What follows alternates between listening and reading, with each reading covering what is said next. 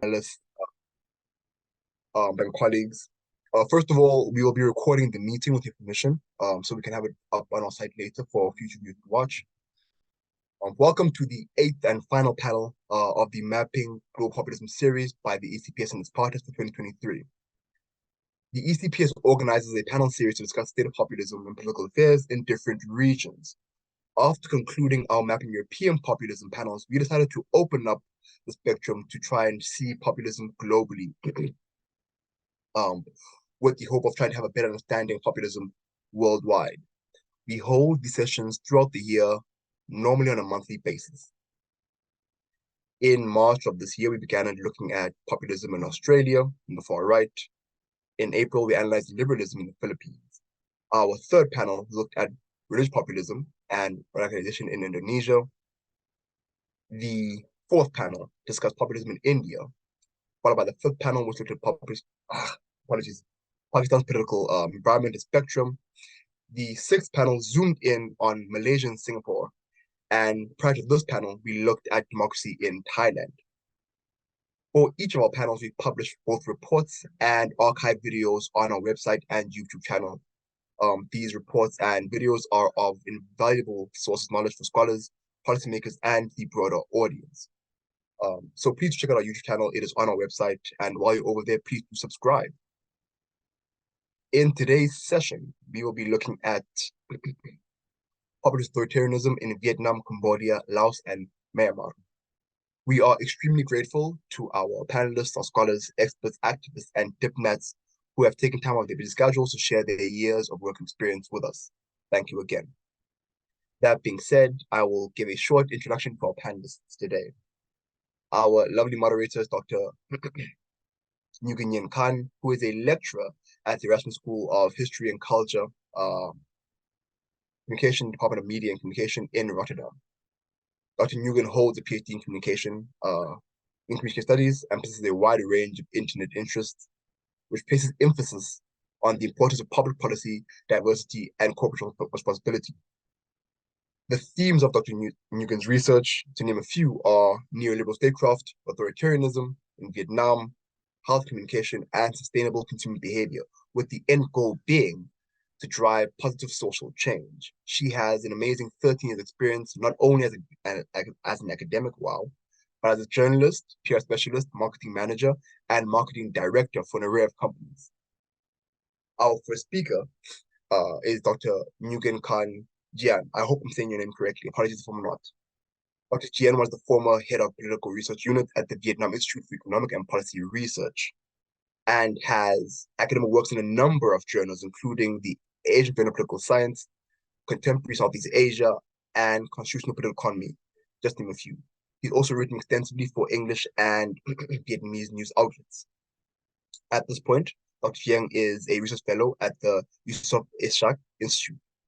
His interests include Vietnamese politics, Southeast Asian affairs, authoritarianism, and democratization, society in Asia, and comparative politics. Dr. Giang holds a PhD from the Victoria University of Wellington. Our second speaker is Dr. Sophia Young, who will speak about political culture, social media, and authoritarian populism in Cambodia. Dr. Young is an expert in Cambodia and a teaching fellow in the Politics and International Relations at Source and Queen's Universities in London. He was a consultant in international development, and his regional expertise shaped his career as an international scholar. He has affiliations with universities in the US, the UK, and Singapore, as well as Thailand, and has graduated from 3 different universities in different countries: Australia, Thailand, and Cambodia. Renowned in this field with many awards and research grants, Dr. Young authored 2 books on authoritarianism in Southeast Asia and political emancipation in Cambodia.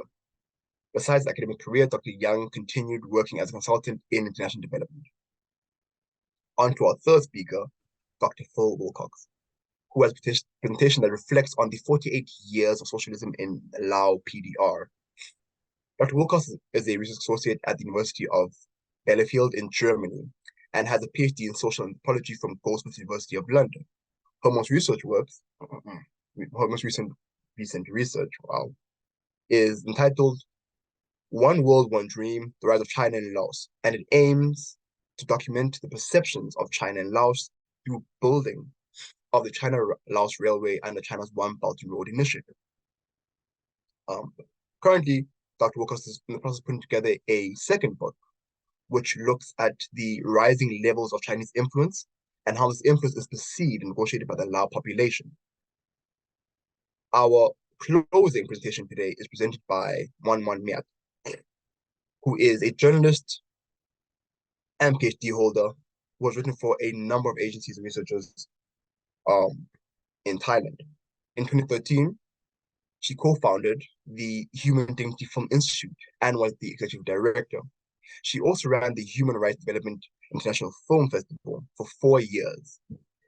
He produced a few documentary films, but the most outstanding, in my opinion, includes Floating Tomatoes, which is a short but vivid watch that follows a family who live in a river and spend their lives cultivating tomatoes, which shows how they live and survive while explaining the beauties of the unique region. Floating Tomatoes won second prize in the Asian Film of Photos Reporters documentary held in Vietnam in 2010. That's all for our panelists. We have a quick reminder that at the end of the session, we do hold a Q&A. So again, please do hold your questions to the very end. You can put them in the chat box or jot them down right next to you. We really hope you enjoy this panel. I will leave the floor to our moderator, Dr. Nguyen. Take it away.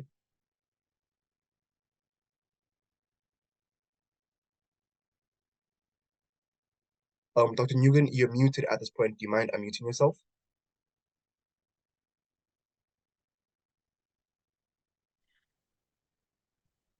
All right. So thank you. Thank you for opening the session today and for introducing the panelists. Thank you, the European Center for Populism Studies, for organizing this panelist series.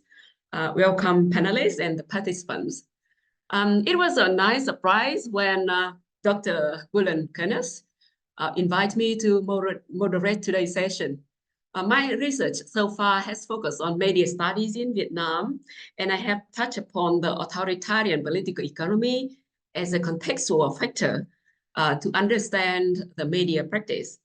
But I only attempted to use the keyword populist or populism once or twice in my writing process. By saying that, I want to acknowledge that I'm not an expert in populism, and I am not going to make an overall assessment of the state of populist authoritarianism in Indochina today, as the agenda ambitiously suggested. I am here today to facilitate the discussion between the panelists and the participants. I think that populism is understood differently by different scholars and paradigms. And like many other concepts in political science, there is no popularly agreed upon definition of populism. I suppose that each of the panelists, they also have their own conceptualization of populist authoritarianism. And even though Vietnam, Laos, Cambodia, and Myanmar share many things in common, these countries also have gone through very different trajectories.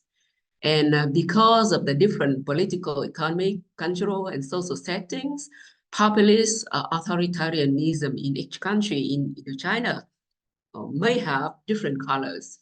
So I hope that the perspective from our presentation and discussion today will provide the audience with more nuanced understanding of where and how each country stands in its political spectrum. So yeah, as has been introduced, we have 5 speakers today, and each of them will spend 15 minutes presenting about an aspect of populist authoritarianism state in a particular country. So the first 1 hour will mainly be for the speaker presentation, and as suggested, we also should type, if you have questions, please type it in the chat box. So that the speakers can review your questions and prepare for answer better in the Q&A session. We have more than half an hour for Q&A session. So yeah, I think that we are ready to start. So may I first invite Dr. Nguyễn-Khanh Giang, visiting fellow at the Vietnam Study Program, Yusof Ishak Institute, to talk about accountability in a high-performing authoritarian regime, the case of Vietnam. Dr. Giang, please. Many thanks for Dr. Khanh for very kind introduction, and also Nguyen for inviting me to join this very exciting panel, and Neo as well for introducing very excellently about all of our panelists.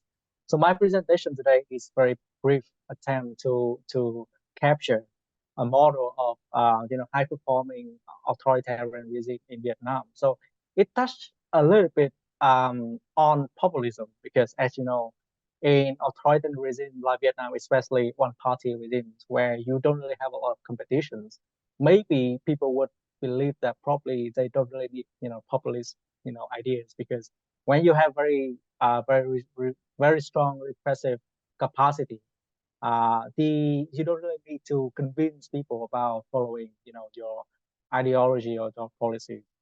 But the case of Vietnam, and to some extent China, as a high-performing autocracy, I think reflects a very different dynamics of populism, especially in a broader term of accountability. So my presentation today will try to briefly, make sense of this model of authoritarianism in Vietnam. So I'm sharing the screen here, and hopefully you guys will see that. And so my presentation will have 4 brief points. The first one, I will introduce the key concepts of firstly, high-performing autocracy. What does it mean? And secondly, the concept of accountability in authoritarian regimes, because it sounds kind of like very oxymoron things, when you talk about accountability and in an authoritarian regime where actually people don't really need a lot of accountability to maintain power.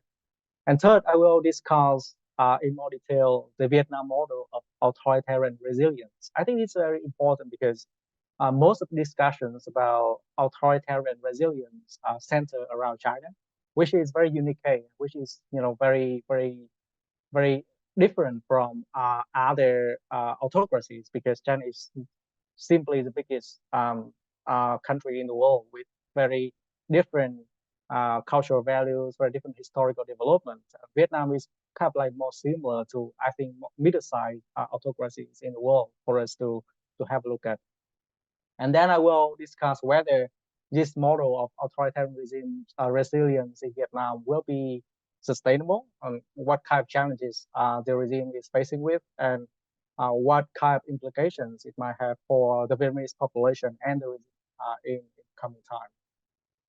So the first, high-performing autocracy, and what do I actually mean by that is that when we talk about the East Asia miracle in the 60s, 70s, in the case of Japan and South Korea, and in the 80s, in the case of Singapore, to some extent Thailand and Malaysia, people talk about a very strong state model with which achieve a very sustainably high economic growth over a long period of time. And then because of that, we have an affluent middle class, arising in those authoritarian society. And then we also have very strong state institutions over those society. So it's very different between successful or high-performing autocracy, because there is a very certain level of civil liberty which are allowed in those autocracies. Like in China and Vietnam, we can actually have very good access to the internet like I'm having it now, versus like North Korea, which I would consider as a low-performing autocracy, where you actually cannot have a lot of civil liberties, and you cannot have your voice being heard by specific sections of the political elites. And so accountability in authoritarian regimes, which is closely connected to the high-performing autocracy, because like I said, in high-performing autocracy, because of the sustainably long period of economic growth, the population, a very strong section of the population are affluent. And of course, when they are get richer, there is strong demand for political freedom, and they probably would, demand more political rights than, when you are poor and you just want to improve your life and earn your living. So in authoritarian regimes like Vietnam and China, there is certain level of accountability, because people would demand more from the state to deliver, not just in terms of redistributive policies, but also in giving their more access to the information, more transparency in terms of state budget, and probably more accountability in terms of the policy decisions, especially in areas such as like land clearance or in taxations, for example. So because of that, we actually have a certain level of accountability in high-performing authoritarian regimes like Vietnam and China. And also, if we look closely at those regimes, we also have a very strong, let's say, check and balance system of internal, accountability system. They also have like parliaments. Within the party, they have the central committees, which are actually kind of like, quasi parliamentary systems where all of those members of the party can ask, hard questions to their leaders, for example. Some scholars argue that those are just window dressing, so they just have a picture of democracy, but not actually working as a democracy. But I don't think that explain the checks and balance system in those countries. Despite there is no popular elections, they still have this kind of system where the people inside the party or inside the regime can actually hold their leaders accountable to some extent. And also, like I said, because of the rising wealth in the society, autocratic rulers must find a way to respond to the rising civil society. Like in Vietnam, for example, we have a growing numbers of civil society organizations and civil society activists. Some of them are considered as illegal, but many of them are working within the right of the law. And also we have the rise of independent channels like social media, for example. In Vietnam, we have 60 or 70 million Facebook users out of 100 million people. So it's huge internet sphere in Vietnam, where it's really hard for the government to actually control all of them. So where, for example, in some cases, like when public officials do something wrong and are captured on camera and they post it online, and this is kind of like hold the public officials accountable to some extent, which kind of happen, of course, in more repressive and more low performing regimes like, let's say, North Korea. And so why I consider Vietnam as a high-performing autocracy? So basically, Vietnam during the Cold War was a very poor and very war-torn country, and it remained a one-party regime, of course. But after the fall of the Soviet Union and the Eastern Bloc, Vietnam has transformed, from a centralized economy into kind of like market-oriented economy, and its economy has been booming extensively for the past 4 decades. And Vietnam, along with China, are among the best performing economies in the world in the past 4 decades. So it's like it's captured the sustainably high growth economy for quite a long time. And also this has transformed Vietnamese society from very kind of like, I would say, agricultural based economy and society into a more industrialized and more more well-off society, where there has been a more diverse sections of the population which demand more political rights and more things other than that, having a good income or having earn their living now. So it's from a coercion base, from a regime which depended very extensively on coercive capacity, the police and military to maintain their resilience, their survival. The Vietnamese Communist Party has transformed into something like a performance-based legitimacy. So it's something like a bargain between the population and the regime. So we deliver a good economic growth for sustainably long time, and the population would give away the political wisdom.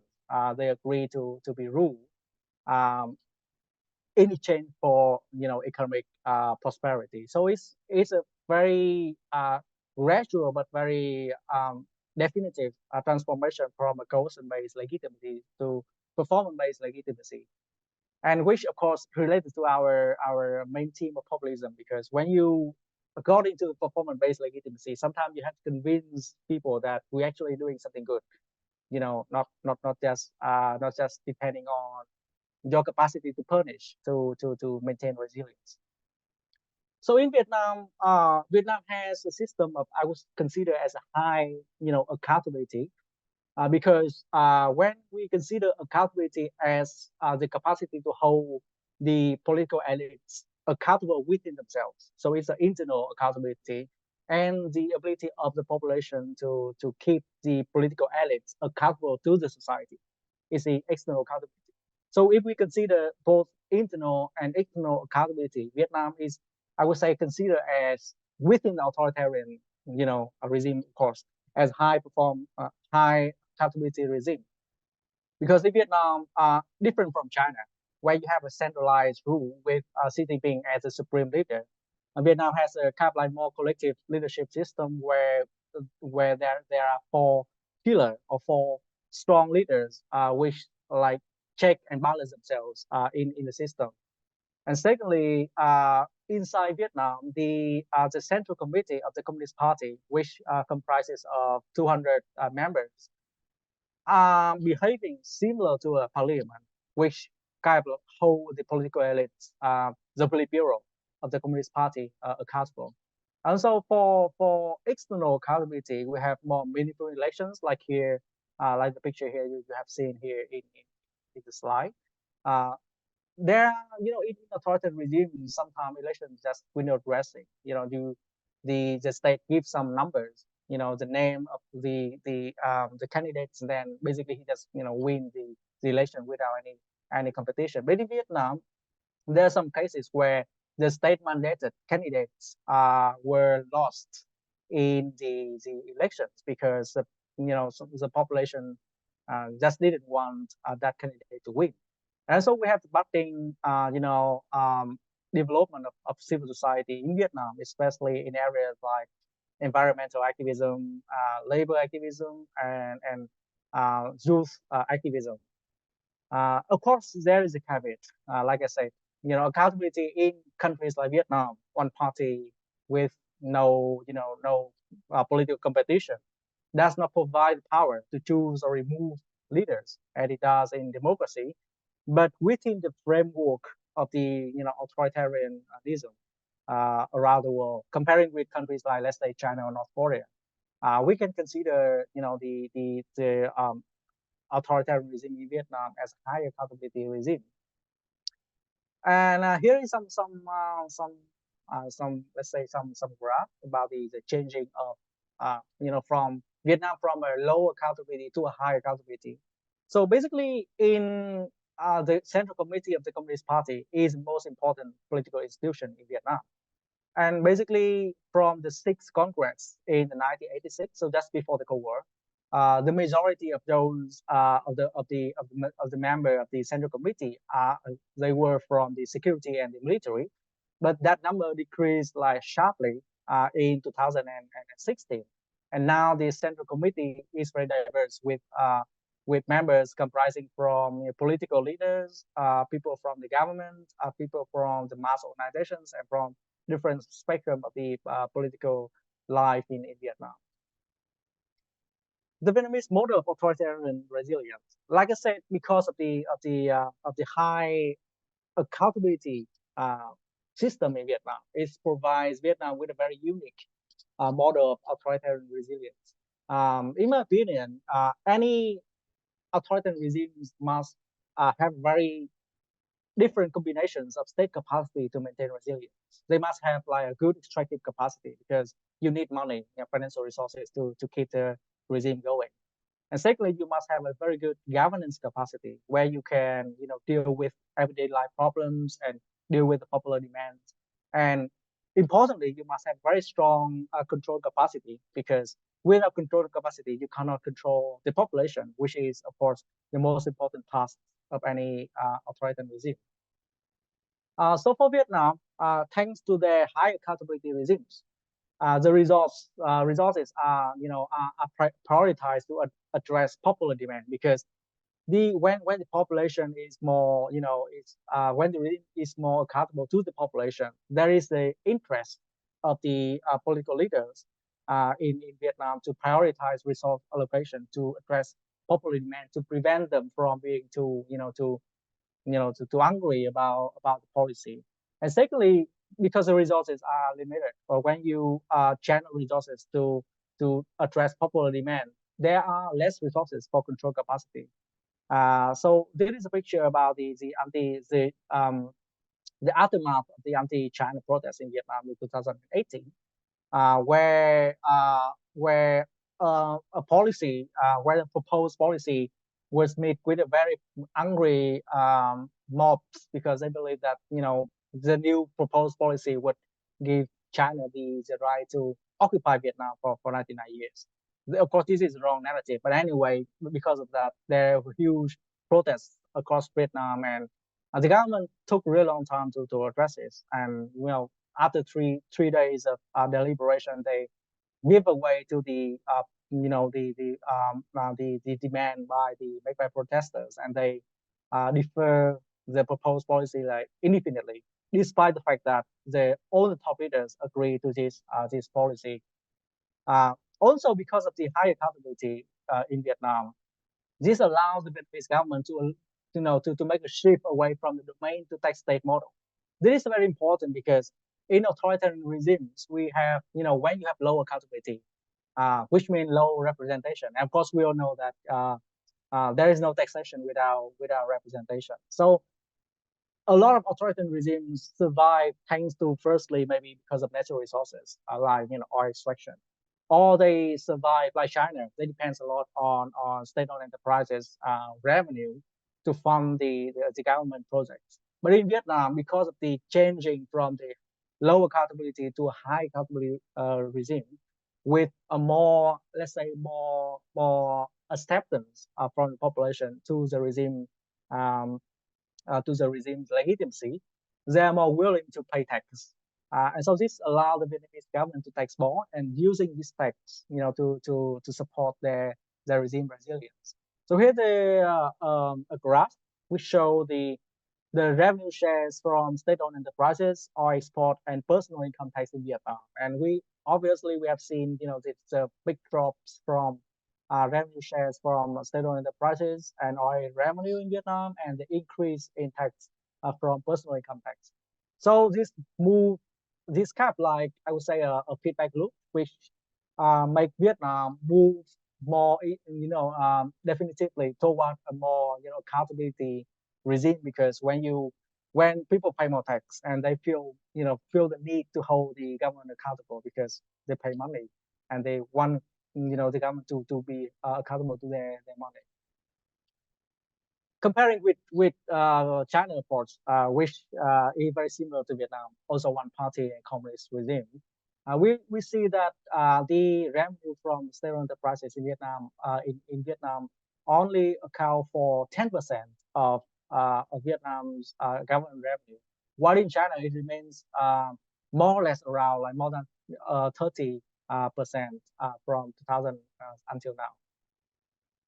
So there is a recipe for resilience, like Vietnam. High accountability model is a tax-based extractive capacity, more expansive government capacity, and a fragmented government control capacity. While in China, we have a low accountability model, with people with the government would use more quasi tax. They pay tax, but they use indirect tax, like value-added tax, to stay hidden from the people. Because when you have personal income tax, you pay like personal income tax like every month. Your money is taken from the government. But when you pay value-added tax, when you buy something, you don't really know that. So the tax stay hidden, and makes the people the connection between accountability and taxation is less visible, and that's a way that China maintain their revenue generation way. So here is some example of the different ways in which communist regimes in China and Vietnam respond to their, let's say, regime-threatening events. Like probably you have seen all the umbrellas. This is of course the Hong Kong protest in China, which has sometimes like more than 50% of Hong Kong people on the street. But it was met with very strong repressive forces from the Chinese government, and it's just being dispersed by the Chinese Communist Party. But in Vietnam, on the other hand, the many protests are repressed and deal with coercive capacity. But the major protests, with let's say tens of thousands of people, like the labor protests against the changing the social security law in 2015, the anti-China protests in 2018, were normally met with concession from the Vietnamese government, because they are more accommodating to the public demand, and they are more concerning about using coercive force to the population. All right, I think I'm running out of time, but I will try to keep it brief. So there is, of course, when you talk about authoritarian resilience, there are problems. And with low accountability, regimes like China also have problems, because when you cannot raise taxes, because you want the taxes stay hidden, it's very hard for you to find a sustainable source of revenue, because like in most developed countries, I would say the majority of the government revenue come from personal income tax. In China, it's only, I think, account for like 2 or 3% of the revenue of the government. In Vietnam, now it's 7 to 8%, and it's increasingly becoming a very important part of the income generation of the government. And of course, there would be a power sharing problem, because there's bad emperor problem. You have a good, when you have a good, dictator, you might see a very strong period of economic growth and prosperity and stability. But when you have a bad leader, it's very hard for you to remove them. Whereas in countries where collective leadership system prevails, like Vietnam, other leaders can work together to remove a bad emperors. So in Vietnam, normally there is a term limits, and it's very hard for some leaders to remove that term limits. In high accountability regimes, there's also financial pressures, of course, because when you try to accommodate to popular demand, it's very hard for you to focus your capacity to deal with specific problems. In China, the government can optimize investment into some areas. You can just ignore popular demand from other places. But in Vietnam, because of this policy of accommodating to popular demand, the financial resources are allocated quite evenly, spread across the country from the mountains, to the countryside, with the similar amount of financial allocation, which makes it very hard to focus on efficiency, and make it harder for Vietnam to break through into a very developed, innovation-led economy like the government wishes. And also, there's a problem like of effective control capacity, and which is the most important thing for authoritarian regimes, because you cannot just depend on accommodating the popular demand to remain your survival, because someday, at some point or another, because people might want to demand more from you, and at that point you just need to have a coercive capacity to suppress if you want to, in order to survive. And because of the financial resources of the government spend too much on other things, it's very hard for them to focus to build an effective control capacity, like what you probably have seen in the case of China.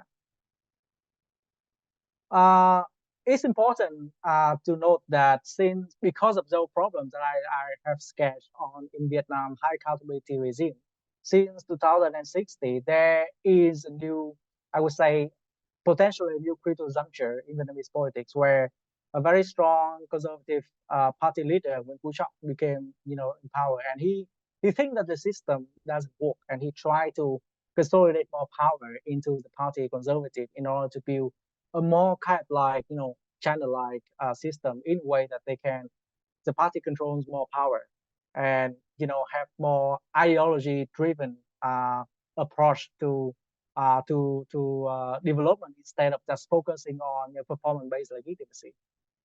So this leads to the revitalization of ideology in Vietnamese politics and the tightening of political sphere that we have seen since 2016. So this poses a very important question: whether Vietnam will go the way of China to become a more centralized, more low accountability regime, model of authoritarian resilience, or will Vietnam try to be, more accommodating to the population and become more highly accountable? So in a sense, that might even lead to Vietnam's democratization in the future. So I think that's a very important, both academically and practically, to researchers and observers of Vietnamese politics. Many thanks, and hopefully I'm not speaking too much, and looking forward to our discussion. Thank you, Dr. Nguyễn-Khanh, for a very interesting presentation. And I myself learned a lot of new things today, especially in your comparison between Vietnam and China in their approach to accountability. And I'm sure that the audience will also may have questions and comments for you later on. Next, may I invite Dr. Sophia Giang, a teaching fellow on politics and international relations at the Queen Mary University and University of London, to talk about authoritarianism in Cambodia. Dr. Sophia Giang, please. Thank you, Dr. Khan, and also thank you, Phill and Khan, and also the organizing team that provide this opportunity for me to talk about my long written papers that I haven't published yet, but still a work in progress. It has been quite some time now. So thanks a lot for these opportunities. My apology that my camera doesn't work in here. I don't know what's going on in here. Technical problem like that. Yeah. So my talk today will focus on political cultures, social media, and authoritarian populism in Cambodia.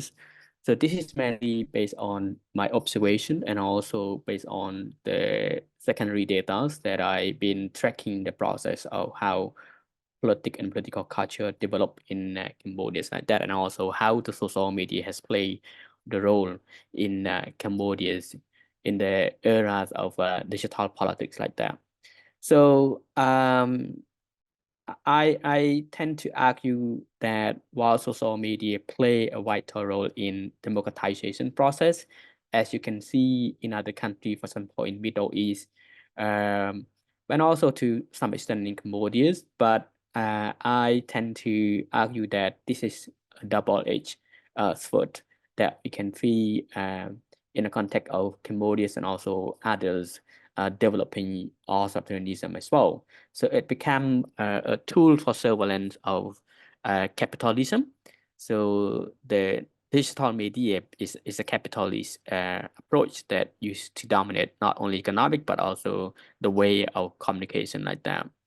So I argue that the success of like authoritarian populism to some extent in Cambodia is due to their entrenched cultures of believing in rulers like spiritual skillfulness and an ability to rule the country as quite as they could. For those who have not known about Cambodia, so it's a country in Southeast Asia between Vietnam and Thailand and also Laos, part of the Mekong region. So we have been through different kind of like civil war, genocides, And then after the last 40 years, it has been controlled, and we have our prime minister leadership until recently he transferred the power to his son in a more effective ways in that context. So in this context, we can see that the political culture play very important role as to how the prime minister has been in power more than 20 years, 30 years, something like that. This is the key thing that why he keep doing that, because of his charismatic and also the cultures that have been playing very important in this context like that. But before I unpack any others context in here, I just want to highlight some key context that of populism, what does it mean in here, and especially in the context of Cambodia as well, as Dr. Khan have mentioned before. So the populism and also authoritarianism has been a very complex concept, and the conceptualization of like populism tend to center on the criticism of others, and also another term we call like anti-pluralism, and also the claim of being the sole representative of the constituents like that. So that means any person, any politician that tend to claim themselves as the only legitimate leaders, and also the only person who can address any problem is the populist. So but I acknowledge that there are many definitions of populism, saying, for example, in the past 10 years with Trump, so we can Trump is populism, and others can have. Sometimes people will say right-wing and left-wing populism in that context. So in this context, being populism politician is not only that they side away different other people, but they also claim that they themselves actually a nationalist, the person who actually caring about their country, caring about their people, and also their sovereignty as well. So in that context, we can consider as a populism like that. So this notion of populism actually collaborate align with the notion of like electoral authoritarianism, or to some extent you would say that the hybrid regimes in which the ruler has transformed themselves into populists and acting as the only legitimate representative of the nation. The rulers in this regime develop themselves to populists in order to justify by using what is called like democratic means, for example, election, or justify the democratic shortcoming, saying that using the electoral mean as a way to achieve their powers and being the only person who actually recognized it or voted by their constituent like that. So they eventually claim that populism is the ruler or any executive that actually stabilize the regime by maintaining their coalition with different other political elites like that. So we can see that these two contexts linking together, authoritarianism and also populism. So people tend to call it like authoritarian populism. So the authoritarian populism call for a strong state that has mentioned by previous speakers like that, and also the social disciplines that linking to understanding how the use of measures, repressive or to some extent concessive approach that can have a strong impact on how the state capacity are being built, and also how the state are playing the role as well. So it aims not only to control but also to censor dissidents, citizen, or any opponent, or can say, for example, opposition parties or any other opponent, including civil society that mentioned by our previous speaker as well. So the ultimate aim is that to cultivate what it's called like legitimate powers. To this end, so the populism approach is to associate with some sort of like mass electoral politics. So mass electoral politics in here, we can say similarly to the case of the US, where Trump using his rhetoric approach of mass electoral politics to mobilize the electoral support for him to win the election and to claim the powers. So by disseminating what called political ideologies, mostly on the right-wing belief, saying that to invoke electoral support in this context. So this can be achieved by different other technology that actually bless how the populism are working, because the populism is not the new term that actually emerged during the social medias or digital popularity in here. So social media adding that kind of like platform that allow the populist politician or actors to articulate their political ideologies and also to spread their campaigns and message to the target audience, especially the constituents like that. So in this context, we would claim that populism is still complex, but the key aspect here is about sovereignties and about anti-pluralisms, and also the claim that as a legitimate person who can solely or only person who can lead the country and also address the country as well. And on this context, it became a nationalism perspective, saying that they are the only person who actually behave as a knowledge like that. So in a context of Cambodia, we have seen how the social media has played a very important role. So in 2013, we see a change of election where the opposition party gained significant popularity compared to the ruling party like that.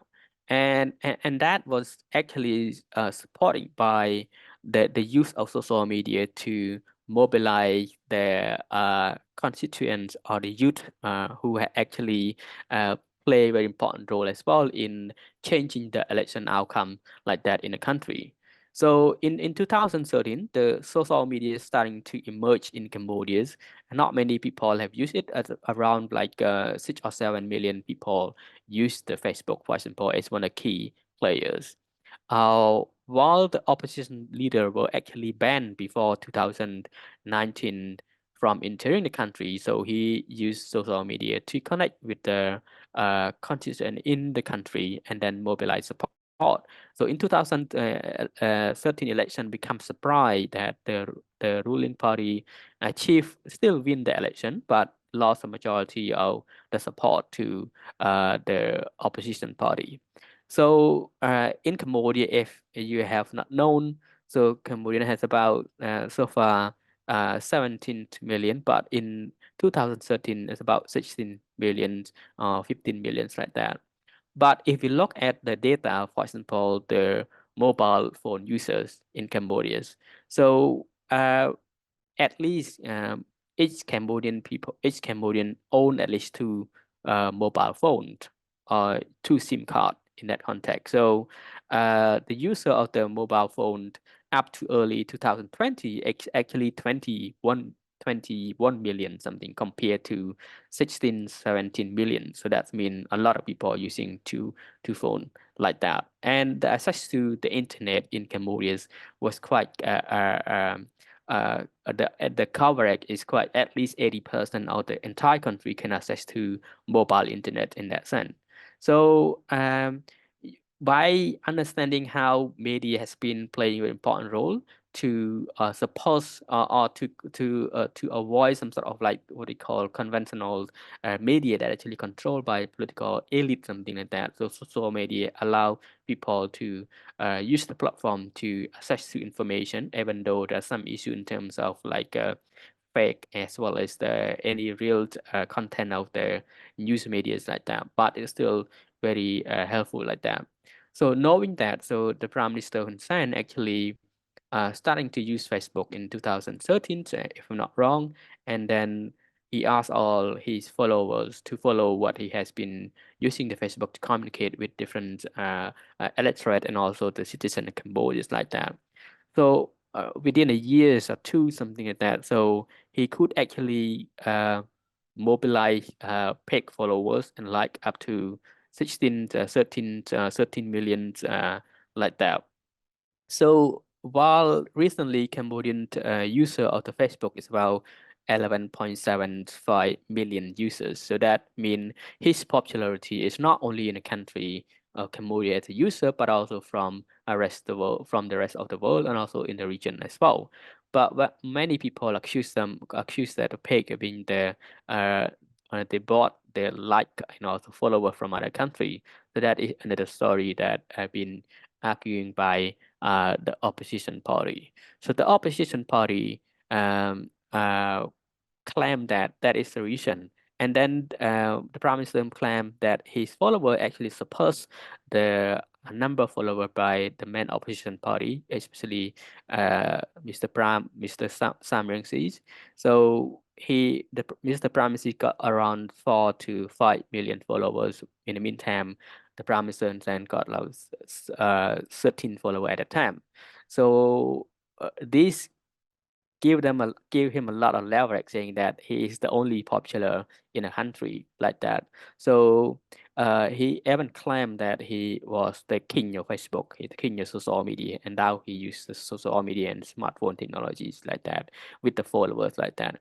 So all the subordinate institutions were asked actually to follow his page, and also asked that if any citizen has any problem, and they can also report to the Facebook through comment and anything like that, and ask all the subordinate institutions, especially Prime Minister, department, and any sectoral in charge of any issue to follow on the Facebook.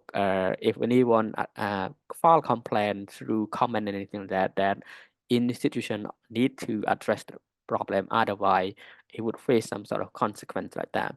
So through this kind of like cultivation of popularity, so we can claim that only the existing mechanism of filing complaint about any irregularity about social economic issue of the people now being centralized to the Facebook Prime Minister. So, and that as a way to claim that how he is the only leader that addressed the problem to all of the citizens.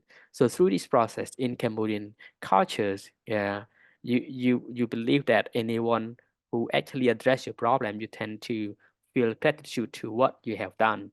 And that is the process how culture are playing. The only man who can address the problem, because the Prime Minister is one of the hero that actually support the liberation of the Khmer through in Cambodia, that end the genocide regime that killed about 2.5 million people like that. So this became of like a rhetoric that been using to provide a political narrative, saying that he has some sort of charisma and also skillful leaders, and also how to address the problem through different places. So then the people believe this is the way. And then in 2018 election, so it became clear that the ruling party led by the Prime Minister Hun Sen won the majority of elections like that. And that this is how the way the Facebook has been using to cultivate that kind of charismatic and also popularity from the populism perspective that I mentioned about, saying that the only Prime Minister who has legitimacy in terms of supporting any others issue or any social economic problem in the countries like that. So in this context, I would say that the social media provides some sort of platform of political participation, but it is also a place where you can also become vulnerable as well when it comes to surveillance being controlled by different, because whenever you post something on Facebook, that means it is out of your own boundary. That means it become a public boundary, even though it is what is called like Anderson saying that imagined community. This kind of community can be accessed by different others. So if you have become very critical about things, for example, being activists that quite critical about the government, so when you post on Facebook as a way to advocate, but this can be seen and then it can be tracked that who you are in terms of the social media contact. So we have seen a lot of suppression to any critical activists, and also opposition that play a role that tend to what it is called like to create some sort of like interruption and also turmoils in the countries like that. So we have seen this kind of like thing. So while social media play some important role in terms of cultivating and leveraging the impact, it's a positive impact to the community, but they also jeopardize your situation as well, because all your information, data, recognition, anything like that has been put into online that can be accessed by anyone.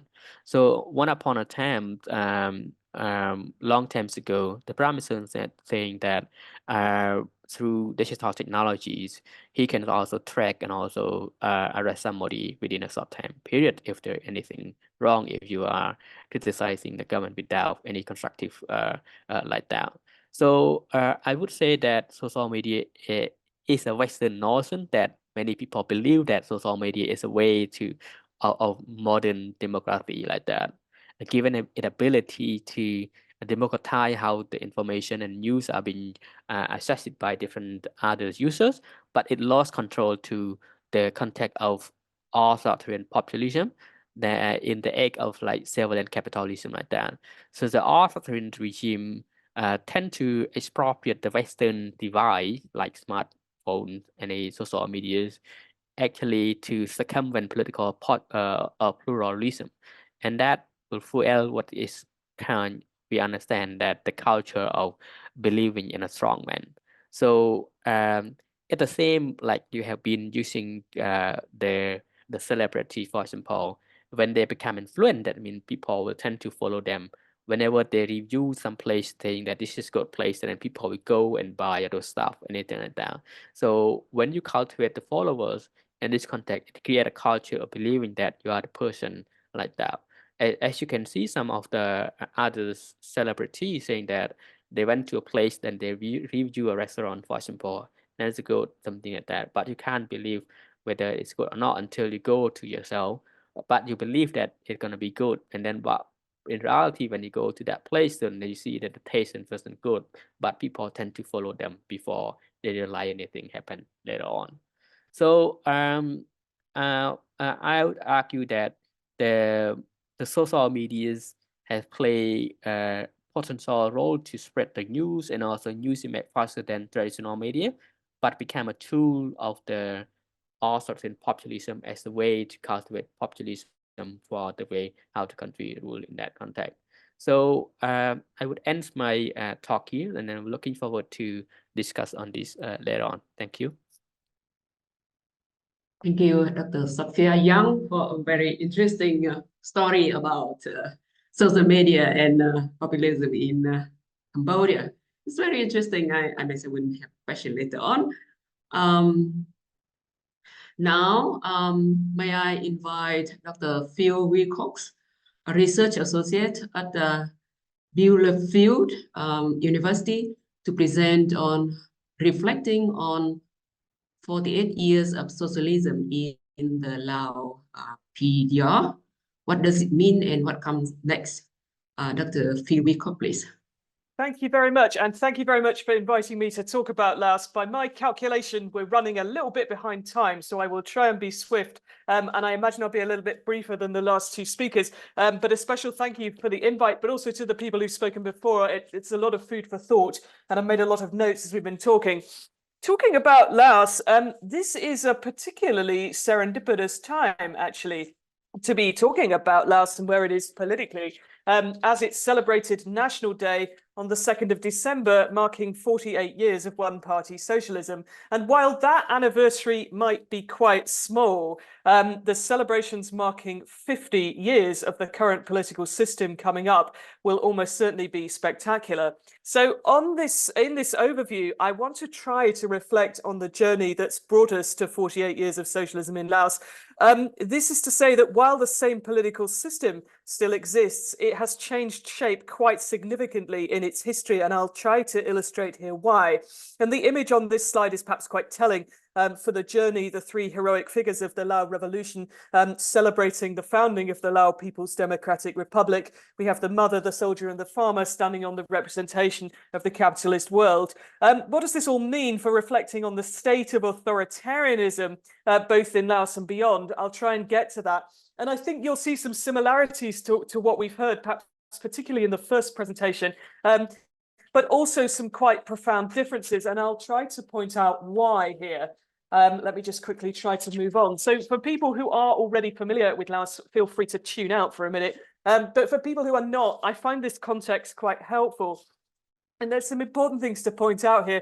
First of all, Laos was defined as a least developed country by the United Nations in 1971, and it remains one of the poorest countries in the world, although, as I'll get to later, it is actually hoping to graduate from being a least developed country in 2026. Development via infrastructure, as we will see later, is regarded as a rapid way to do that. And the important point to take from this now is that most of the population of Laos is living on just a few dollars a day. There is a very small middle class, and inequality is absolutely growing. Most of the population remain in the rural areas, deriving a living as subsistence rice farmers, and the population, around 7 million, concentrated quite unevenly throughout the country, mostly in the areas of the river valleys. Another important thing I need to say about Laos right now, though, is that it is one of the most ethnically diverse countries in the world, with 50% of the population being from the majority ethnic group, and the remainder made up of ethnic minorities, of which the Khmer and the Hmong are the sizable ones. While the Lao authorities have done really quite well at encouraging school attendance, the ethnic diversity of Laos means that a lot of the population are doing education in a language that is not their own. And a lot of the older generation, such as it exists in Laos, is illiterate. And in the case of the minorities, are not fluent in the Lao language. And because of the way that the politics is done in Laos, interaction with the Lao state is done in the Lao language and only the Lao language, which presents some quite significant challenges for minority citizens. Laos was a French colony until 1953 and then fell into a very protracted state of civil war, which was connected to the conflict in neighboring Vietnam. And obviously this went on for several decades.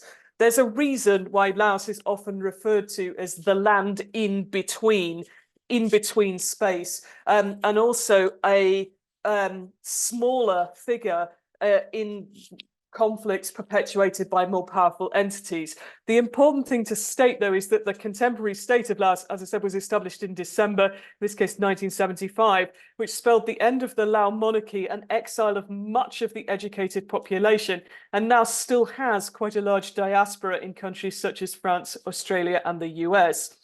The political system, as it came in 1975, established Laos as a socialist republic under the guidance of the Lao People's Revolutionary Party, and repression of dissenting voices was particularly strong in the early years of the revolution and has continued so today. And another thing just to take from this very sort of big sprint through Lao history is that if we talk about the birth of Laos as in its contemporary form in 75, as many people do, that's all well and good.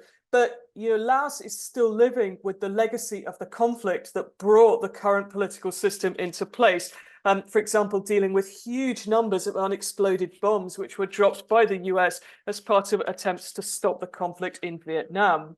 Talking about socialism in its first decades in Laos, one important thing to say, because it's very relevant for where Laos is today, is that in 75, the new authorities faced an enormous challenge to unify the country.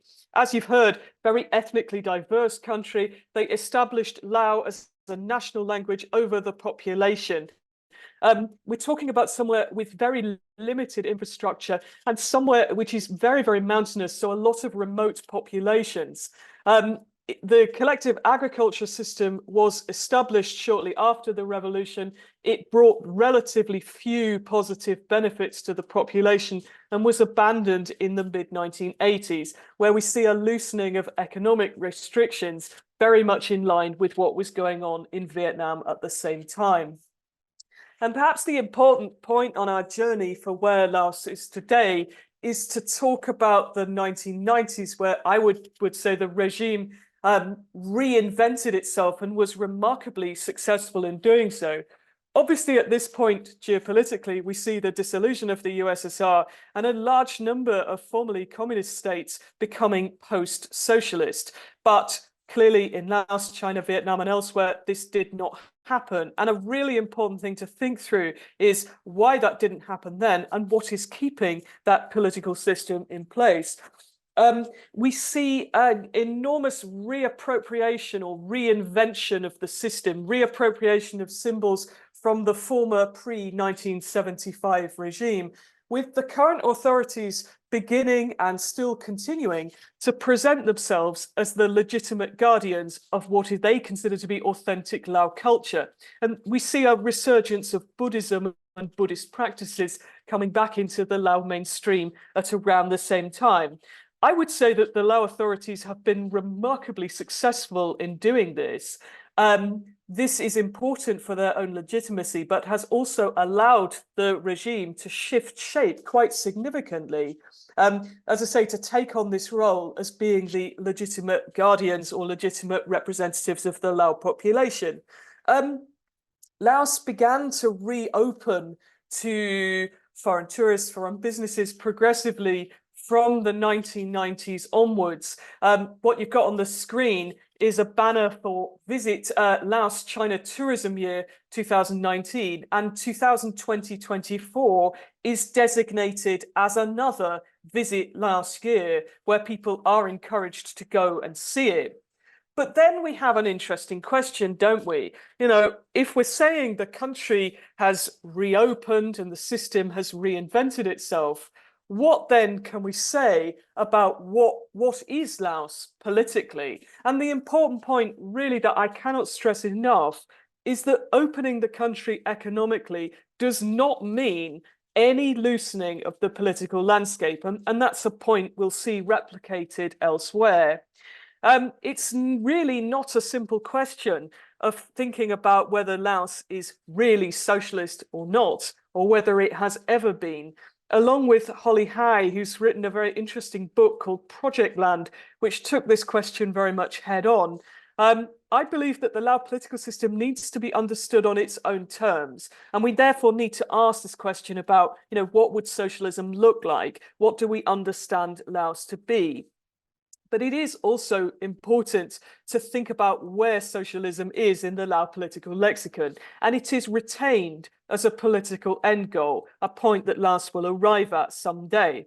It's also important to think about what is keeping the political system in place, and we can't really talk about that without talking about increased close relations with China, both economically and politically. And I'll talk in a minute about the development of infrastructure and the leasing of quite large areas of Lao land to foreign actors within what is presented as a national program of development. At the same time of thinking about where Laos is politically, I'd like to repeat that Laos remains a very poor country with its population living on just a few dollars a day. Is it really going to graduate from least developed country status? That will be a very interesting thing for us to watch in the coming few years. And we also need to talk about what could be termed the authoritarian turn, the retrenchment or increase in authoritarianism in Laos progressively in the last decade. In 2012, Swiss NGO director from Helvetus was expelled from Laos, and one of Laos's most notorious political events, the disappearance of development worker Sombat Sompon, happened at exactly the same time. I'm sorry for the typing error on this slide. This represents a real move towards increased authoritarianism in Laos. I'll say again later that Laos does not have very much meaningful civil society. And what might have started to develop there, what was firmly stamped down on, and that's a point we're still living with today. In the last decade, I would say there has been a massive rise in self-censorship in Laos of people becoming more aware of things that are off limits, which one must not talk about. And this goes in some ways hand in hand with increased internet surveillance. I was very interested in the comments about social media in the last presentation, and it's something very, very important in Laos. This is a country where often government agencies or news websites don't really exist, but those organizations will update information via their Facebook pages, which is why Facebook is so important in Laos. But while internet and digital literacy in Laos, particularly good Wi-Fi, I'm suffering from a lack of good Wi-Fi this morning, is higher in Laos than it is in many European countries. This goes alongside an increased surveillance and definitely an increased awareness of surveillance of what people write on social media. In the last few years, one has needed to register all mobile phone SIM cards, and you must go with your identity documents to an office to do this, which is quite at odds with what happened in the years before, where you could just buy one, put it in your phone, move on with your life. And we're seeing an ongoing repression of political dissidents and also perceived political dissidents in Laos. And journal Southeast Asian Affairs publishes a yearly summary of events all across Southeast Asia. And this is something that shows up quite repeatedly in the chapters where people look at an overview of what's been happening in Laos. And just as a quick example of a take on where Laos is in terms of who gets to administer justice, lawlessness, and so on. This article by Kieran Sims, which appeared in The Diplomat earlier this year, looked at repression of critics and a sharp decline in public safety. So I put that there as a link that's quite interesting to follow through. There are a couple of really important points though to bring out here.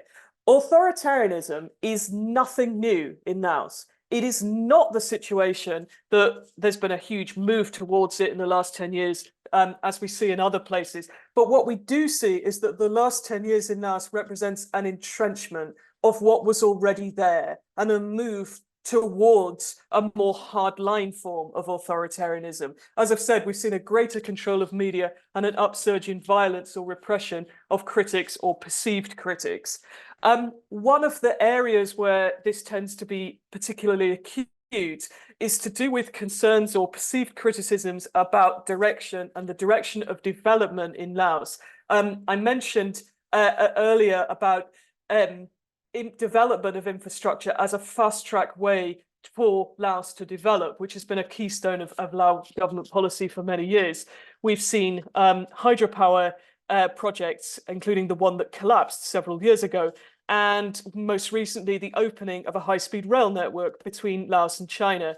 Questions about who benefits from those and adequate or inadequate forms of compensation remain an issue. And there is, of course, no independent oversight of these kind of schemes. I mentioned at the start that Laos is often typified as a country that's between other places. And the Lao authorities are very keen to capitalize on that position. And there's now a move for Laos to pursue a strategy of being not landlocked per se, but land-linked, i.e. attached to other places and being able to sort of capitalize on its geographical location. At the same time, this goes hand in hand with a semi-official government policy of what is called turning land into capital. And that is what I mentioned earlier about the leasing of Lao land to foreign actors in pursuit of gaining revenue, which is in the interest of national development. Laos has seen really serious problems with inflation in the last few years, and it hit 25.2% inflation in November. And this means that while all this is going on, authoritarianism becoming more and more entrenched, we have a lot of the population in Laos who know fine well that corruption is a problem. And they also know that many lose out in these sort of development schemes. But also, we also see people struggling with everyday business of life, particularly in recovery from COVID, inflation, and rising prices. I mentioned earlier that Laos has quite a large overseas diaspora of people who left Laos at the time of the establishment of the Lao PDR. Many of those people dreaming of regime change elsewhere and outside Laos are obviously now quite old. In Laos itself, it's important for me to say that there is some support for the regime as it is, but perhaps even more so, we have seen several generations now of people growing up who've never really known anything different. One could say that in such an ethnically diverse society, there's a fairly weak sense of national identity. That's possibly debatable. But what's not debatable is that the population of Laos is relatively young, and it has very little knowledge or direct knowledge of any other political system. That's not absolute. I would say that people do know that how they are governed is very different from that of, say, neighbouring Thailand. And certainly Lao friends are enormously interested when I talk about things like going to vote.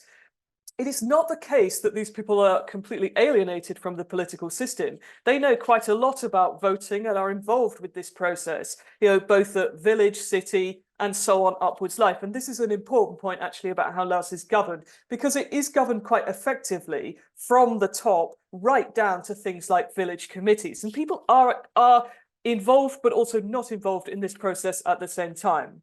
So to tie up, what are we seeing? Well, no loosening, as I've said, of the political landscape.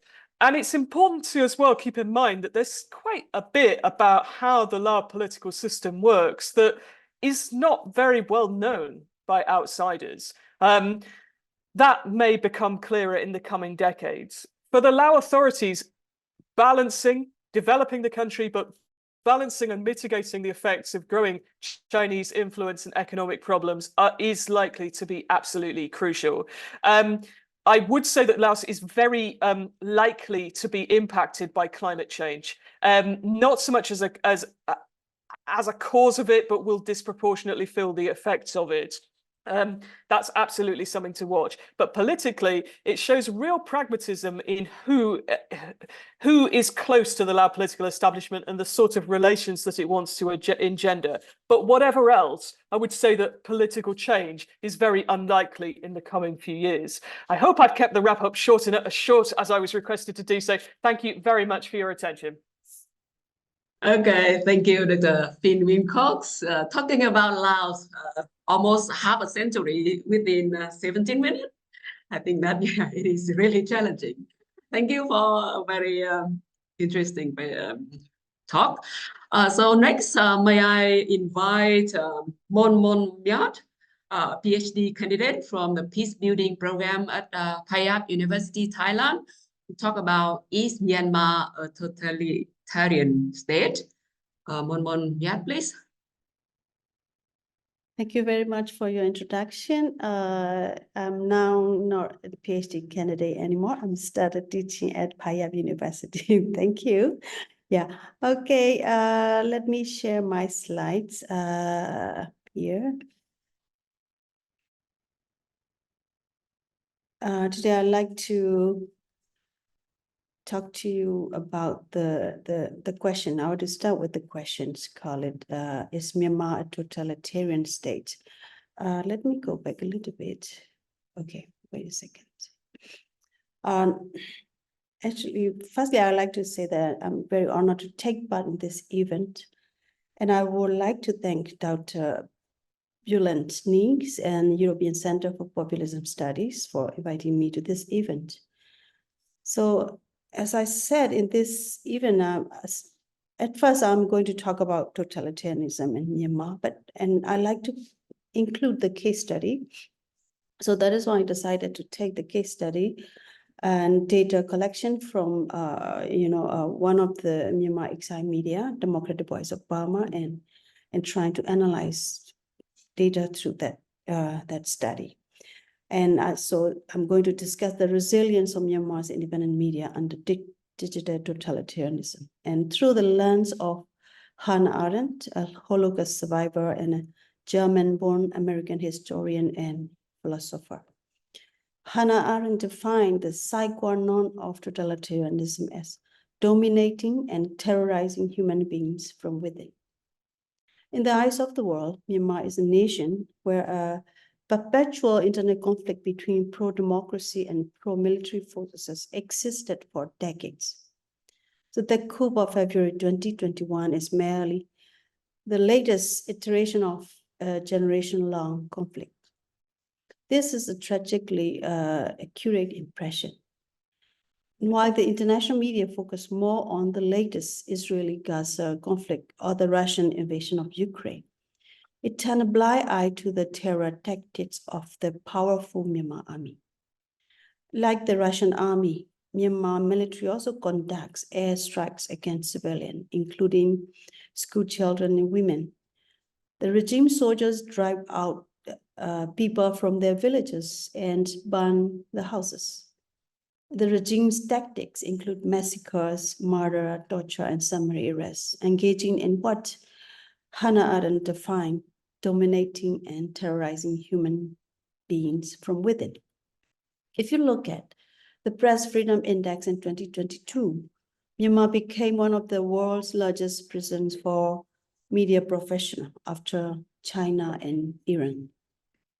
This figure explained that we have about 171 journalists being arrested, among them 114 journalists being released, 53 are staying in prisons, and 4 died during the coverage or during the interrogation in the prison.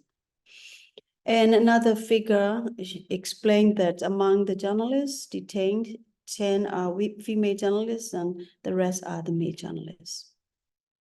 So first, why Myanmar military regime targeting to the independent media?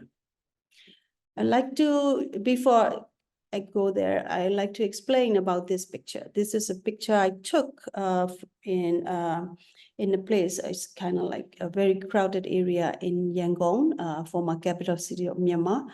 This was the street art created by Myanmar artists with the collaboration with French embassy, if I'm not wrong. Anyway, so this picture became like this after the coup. This very creative art was whitewashed by the regime. So how the regime treated freedom of expression of the people of Myanmar. That's what I like to highlight in this discussion. Why regime targets independent Myanmar media and freedom of expression of people? Because they want to create conspiracy stories and because they want to control by using those stories. Through those stories, they want to control people through those conspiracy stories.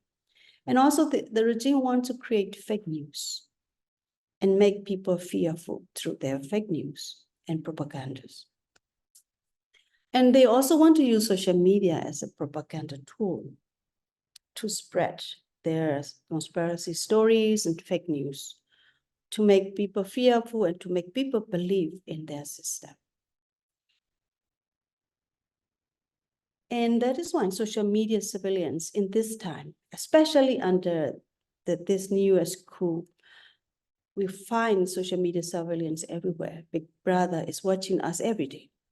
Because the regime used social media platform as a great surveillance tool, while media and opposition groups use social media as a place to disseminate news and also use it to express their opinions freely. Although there is no particular censorship system, except for repressive laws against independent media, the regime used social media platform as a tool to monitor all independent news entities and also individuals. Besides, the regime used Facebook, Telegram, and Instagram's account to create fake news and propaganda.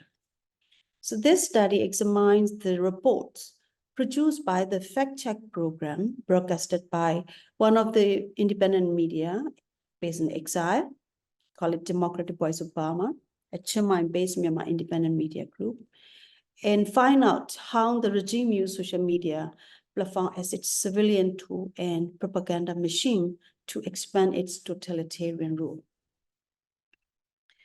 Hannah Arendt's analysis of totalitarianism is developed in her first book, The Origins of Totalitarianism. Arendt's book highlights 4 major elements of totalitarianism: anti-Semitism, propaganda, surveillance, and terror. I would like to use Arendt's lens to study the resilience of Myanmar independent media under digital totalitarianism. First, Arendt's used the scapegoat theory to explain how European nations have historically accused the Jews of various nefarious schemes and plots against Europeans. The scapegoat theory is, of course, not confined to Germany or Europe writ large, but it's operated in many cultures and many countries. For Hitler's soldiers, the mass killing of Jews was considered their duty. Hitler was clear about his intentions declaring in one of his speeches, "My aim is to make war. We will kill the Jews of Europe." In the cases of Jews, Arden noted, before becoming the main victim of modern terror, the Jews were the center of Nazi ideology. Here we see parallels between the scapegoating of the Jews by Nazi Germany and the campaigns of Myanmar militaries against foreign settlers such as Chinese, Indian, Bangladeshi, particularly Rohingya Muslims. The military authority has created a conspiracy story, such as the more Myanmar admits Rohingya Muslims into the country, the greater the threat to the race and religion in Myanmar. So this is the Myanmar regime's policy concerning the Rohingya is almost identical to the Nazi-invented conspiracy story for Jewish people. The recent Rohingya exodus is not the only one in Myanmar's history. After the 1962 military coup in Myanmar, the regime mobilized a massive exodus of Indians and Chinese, approximately 500,000 to 800,000 within 2 years. So Muslim conspiracy story was constructed with the nationalist sentiment molded by 3 characteristics of the majority population, which is called in Burmese, Amyo Bada Tadana, race, religion, and Buddhism. So similar to anti-Muslim conspiracy stories, the regime is also using anti-democracy, anti-revolutionary groups. They are making many conspiracy stories on social media, using social media as a platform to spread all these conspiracy stories every day. And also in the Myanmar situation after the coup, the Ministry of Information became a major propaganda machine of the regime. All independent media outlets were forced to shut down. The rest of the media companies are being controlled by the army. International telecommunications companies are being replaced by local business conglomerates affiliated with the Myanmar military. Independent journalists, if not detained, has gone into exile. The military's propaganda machine ran not only in print, radio, and broadcast media, but on different social media platforms. So if you look at these figures, we gather from the data collected by the DVB Media Group. There are more than 300 Facebook pages were created by the proxy military groups, and also more than 600 Telegram accounts and pages were created. And also they use YouTube, VK, Viber, or Twitter, etc. So how they do by using those social media platforms. Take a look at this. These are the individual pages and media monitor every day. They monitor a group of proxy military groups. They monitor individual accounts. And then they also inform the police, and such people are posting anti-military opinions on social media. Then they try to find out the address of this accounts, these people, and then ask the police station, inform the police station to go and arrest. So these are the people being arrested within a day or two after they post something against the military regime, because they are all of our accounts are monitored by the regime. One of my accounts also, I found this one of the proxy military groups used one of my photo and posted, find out her addresses and try to catch her, something like that. So I found this kind of experience on my own. So these are the social media surveillance they are doing every day, and watching not only the media, also individual people who are making noise against the military regime. So the last element is policy of terror. For Arden, totalitarian regimes use state-sponsored terror as the counterpart of propaganda. And it is important to note that the states frequently direct terror at the average citizens. If you look at these slides, you will see the terror of Myanmar military soldiers. It was the report broadcasted in Radio Free Asia. The report was made based on the video footage taken by Myanmar soldiers while they were talking about the act of killing and torturing the villagers in Sagaing region. More than 30 innocent villagers were tortured and killed in one such incident. There are a series of massacres and terror in different regions, such as Yangon, Mandalay, Karenni, Chin Sagai, and Magwe after the 1st February coup in 2021. So that's why Arendt finds extermination and total domination as a modern form of tyranny. And UN reports frequently highlights Myanmar military engagement in systematic human rights violation, many amounting to war crimes and crimes against humanity.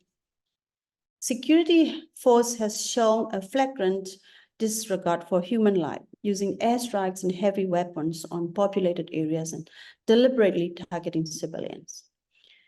Amidst all these elements, Myanmar independent media stay resilient and keep their role as a watchdog to monitor the act of military regime. So as conclusion, I will conclude in these slides.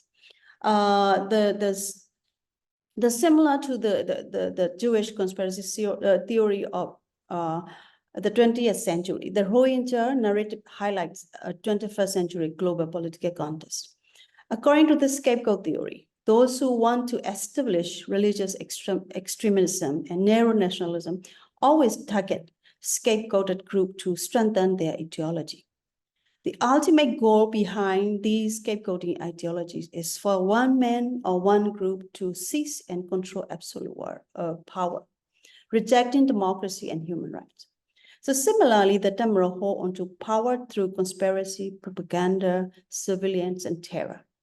And until now, Myanmar military rulers continue to terrorize, torture, murder, and rape defenseless citizens. In conclusion, it is crucial to remember Arendt's warning that totalitarianism is the only form of government with which coexistence is not possible.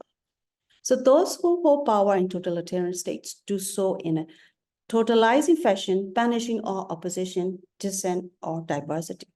Crucially, as she further noted, wherever totalitarianism rose to power, it developed entirely new political institutions and destroyed all social, legal, and political traditions of the country.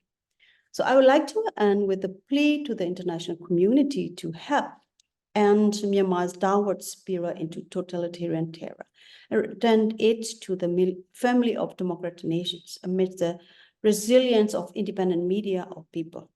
Myanmar generally need to be ousted so that it can rejoin the family of democratic nations that respects human rights and democracy and the rule of law. So Myanmar needs the world attention.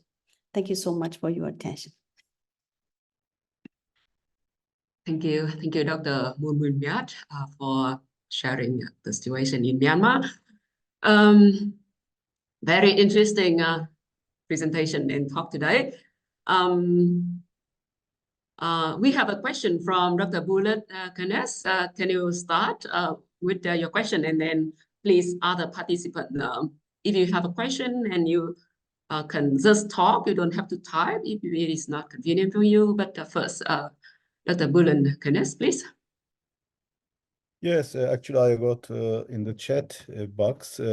First of all, thank you for these informative presentations, and I hope it will continue as an engaging discussions. My question is for the Dr. Nguyen, or first presenter, first scholar. I am interested in understanding the nature of relations and interactions among these four regional countries that exhibit a form of authoritarian model, despite some differences.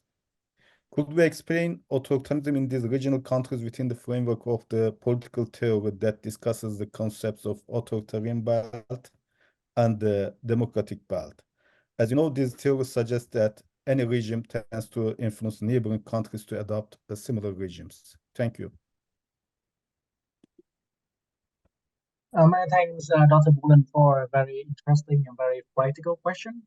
I think it's important to think about authoritarian regimes not just unique, but they can actually become a model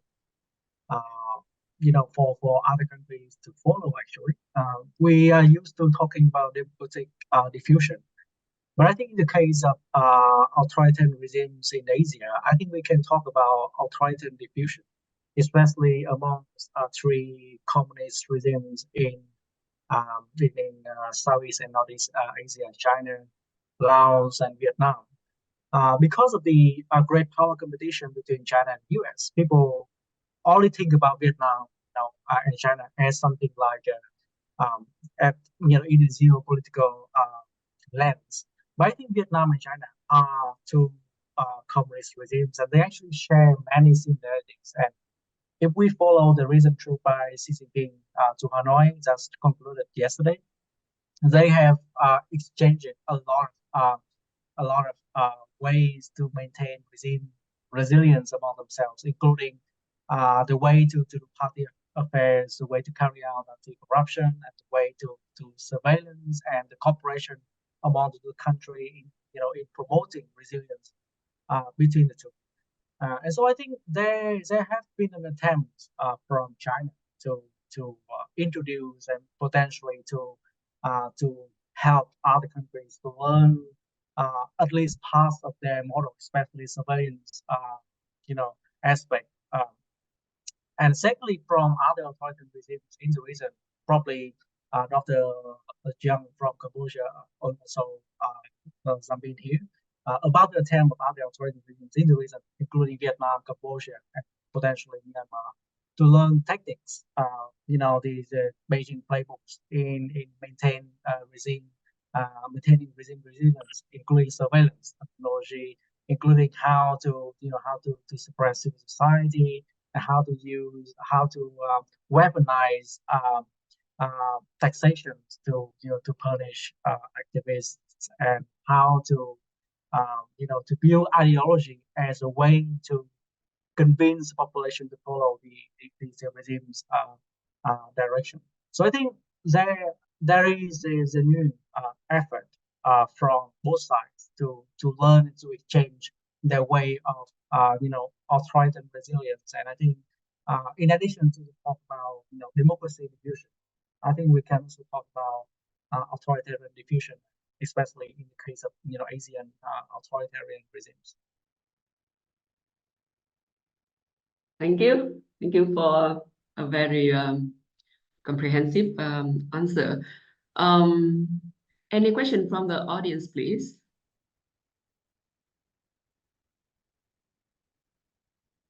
Yes, Ibrahim Ostap, please. Yeah, thank you very much. My question goes to the floor, but might be addressed directly to Dr. Nguyen, who made a great presentation on Vietnam. So what I am observing nowadays is that reflecting the rising tension between China and the United States of America, global investments, American investments, European investments, Japanese investments are moving out of China into India, where we witness the rise of an authoritarian regime, or into Vietnam, as you explained, another authoritarian communist regime.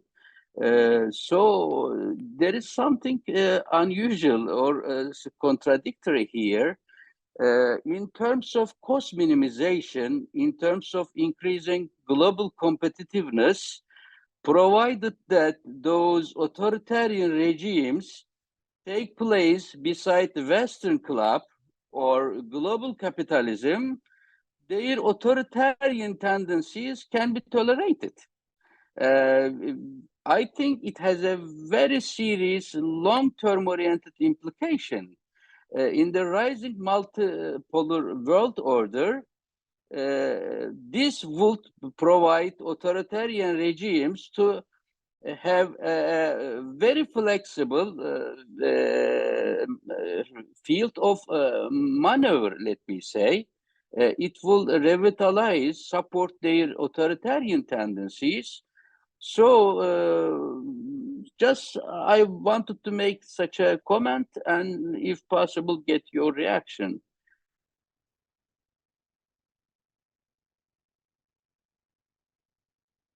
Yeah.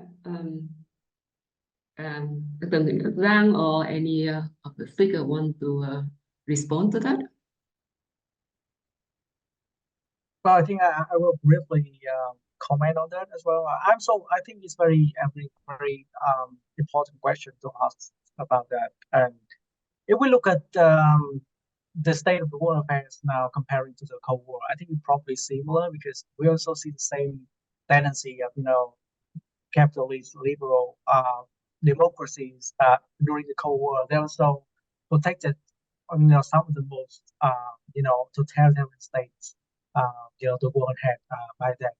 And the same thing here applies to the case of Vietnam and India, which are considered as one of the most important swing states in Asia because of their geopolitical advantage. And so sometimes it's about real politics. It's not about ideology. When countries with different ideologies like Vietnam and India were considered as friends, so that we have the friendshoring and the de-risking approach from Western companies and from Western governments, moving manufacturing capacity from China into friendly countries like Vietnam and India. It is not about ideology, but it's mostly about, I would say, real politics. And for countries like Vietnam, I'm not in the position to talk anything about India, but for Vietnam, I think it's also about what I say, the high performing authoritarian regimes like Vietnam really need to have very strong economic growth to provide the foundation for their performance-based legitimacy. Because with our investment, with our trade with Western markets, there's no way for Vietnam to maintain a very sustainably high growth in a long period of time. So in the sense, they would prefer to have cooperation in terms of trade, investment, and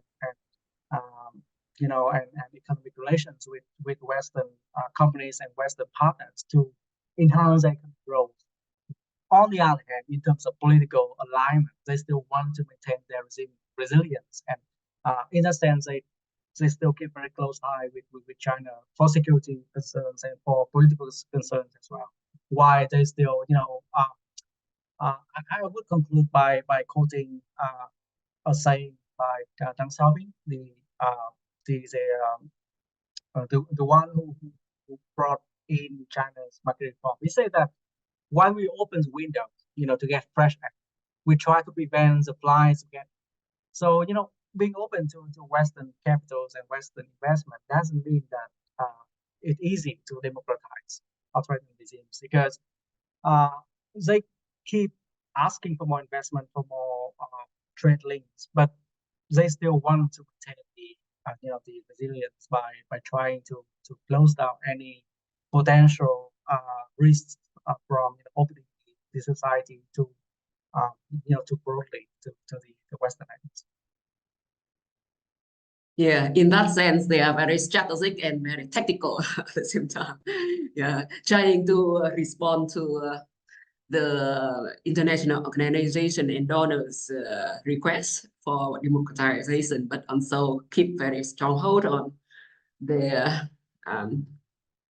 authoritarian regime.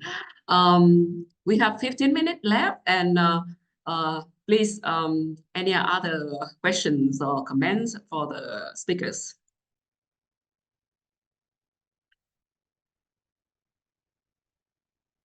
I actually have one question for Myat, if I may. I really want to know your point of view on the recent offensive by the Brotherhood Alliance and the NUG.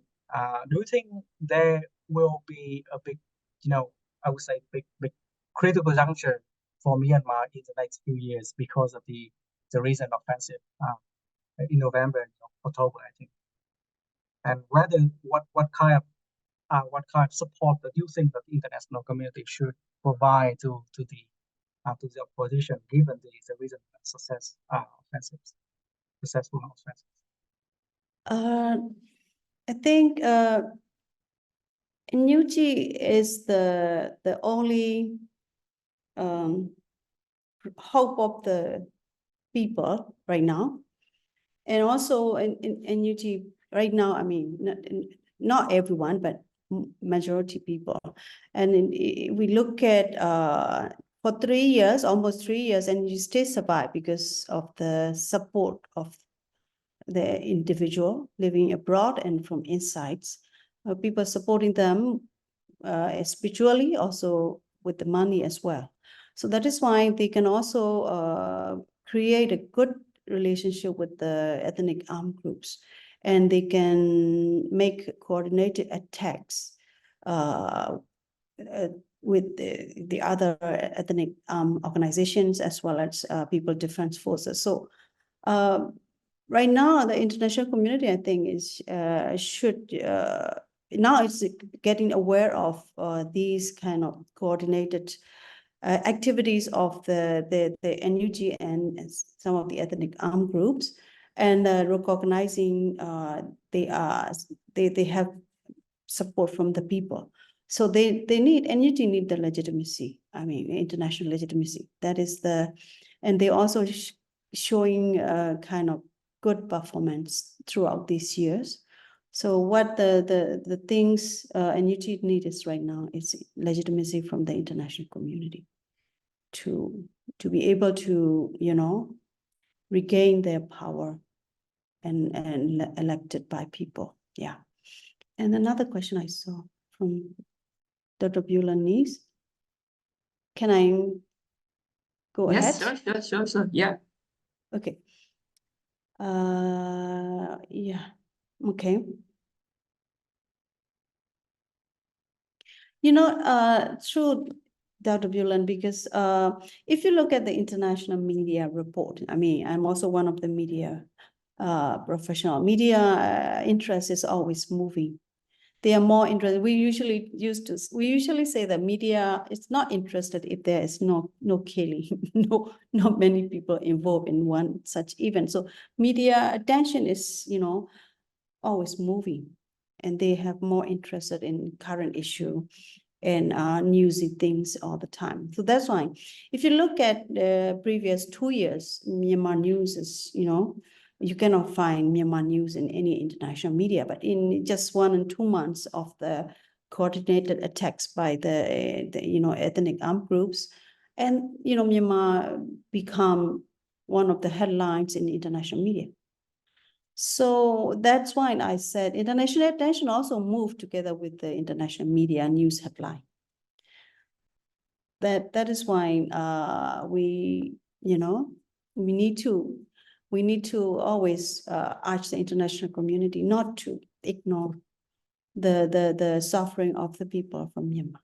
That's my point of this presentation. Yeah. Thank you, Dr. Myat. I also have a question for the presenter from Dr. Giang and Dr. Wilcox. So as a Vietnamese, I have witnessed that in Vietnam, the boundaries of authoritarianism and coercion has been pushed back and forth over the years, and the authority intentionally keep the boundaries unpredictable and unnavigatable, so that the people, netizens, cannot know where the current boundaries are. And many, in many cases, the imprisonment of people or activists or influencers are kind of a surprise to the people. So what about the situation in Cambodia and Laos or Myanmar as well? Do the authority choose to scrutinize social media in a cherry-picking way, so that they penalize people with big audience base and influence, or do they just punish a few to scare the majority of others? I suppose that we have only 10 minutes to wrap up, but yeah, I still want to ask this question. I can absolutely answer that, but Sophia, do you want to go first?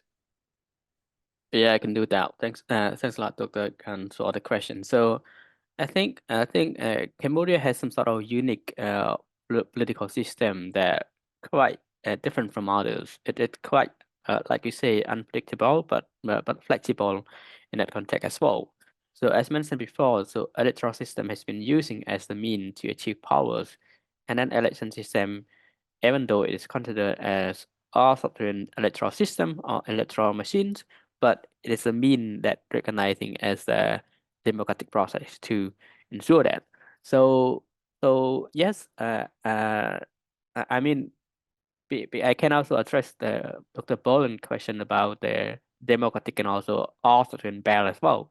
So Cambodia is placed within the geopolitics between what we call the democratic societies and also the non-democratic society between US and Westerns or China, something like that. Like so, a lot of discussions about this because Cambodia has played between like saying that this is Vietnam and this is Thai and also Laos as well compared to Singapore and another place. So it's a geopolitics that influence how the way the country has been developing and also navigating their issue as well.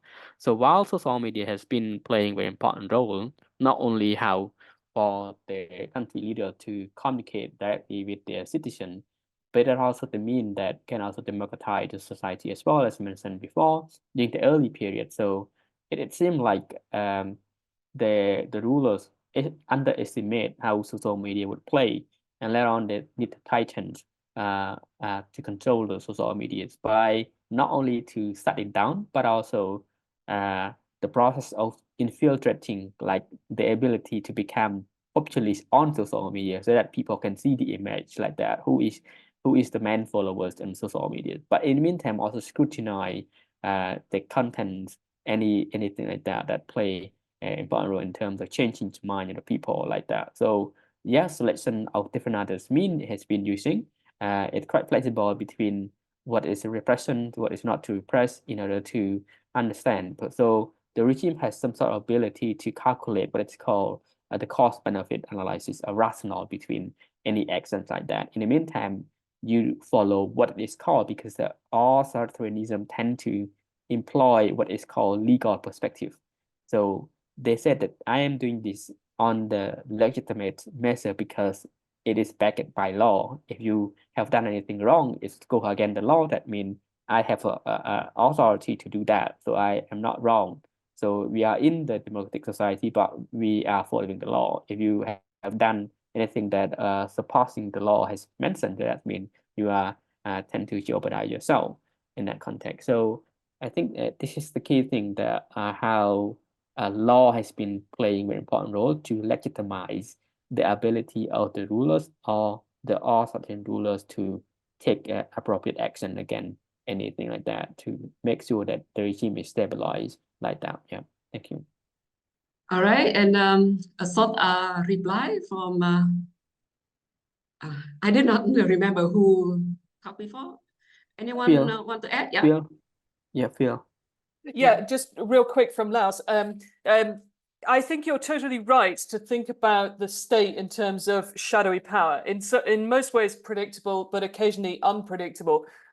It is also undeniable that the Lao authorities do not have the sort of internet surveillance available to the Chinese authorities, even if they may wish to make better or stronger efforts to scrutinize what people do online. The cherry-picking approach that you write in the chat, is this something the Lao authorities do to punish people with a high level of followers?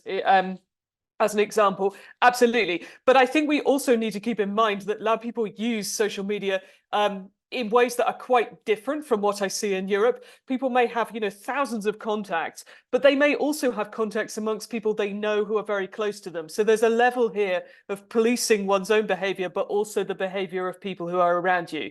Secondly, while I said that a lot of the Lao population remains illiterate or not fully literate in Lao, I am frequently struck by just how small a barrier that can be from doing certain things online. And even friends in Laos who are illiterate, manage to make video calls really efficiently and really quickly. So we have a very sort of growing digitally literate population.